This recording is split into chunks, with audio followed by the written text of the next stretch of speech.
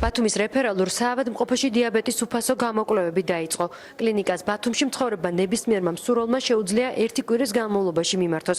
გამოკვლევების სისხლში შაქრის განსაზღვრას და მის დროულად აღმოჩენას გულისხმობს. სკრინინგ პროგრამის მონაწილეებს ასევე საშუალება აქვთ ექიმის კონსულტაციაც მიიღონ.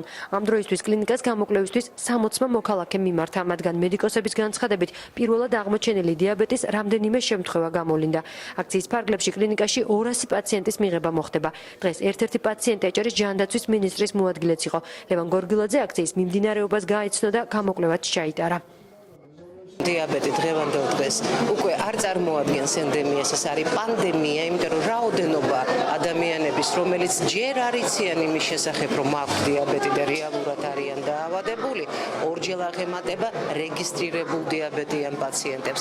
აი, იმიტომაც ძალიან დიდი მნიშვნელობა მსგავსი სკრინინგების ჩატარებას. ყველა მსურველს შეუძლია ჩაიტაროს გამოკვლევა. ეს არის პერიფერიულ სისხლში შაქრის დონის განსაზღვრა. სკრინინგი გულისხმობს ასიმპტომური პირების გამოვლენას, ანუ იმ ადამიანების გამოვლენას, ვინც არ იცის, რომ დაავადებულია. სამწუხაროდ მსოფლიო მონაცემები მეტყველებს იმას, რომ ძალიან ბევრი ადამიანი დაავადებულია დიაბეტით და ექიმთან ხვდება უკვე გართულებების შემთხვევაში. სწორედ აი ამ გართულებების თავიდან აცილებას ემსახურება სკრინინგი, რომელსაც ამ კვირაში ვატარებთ.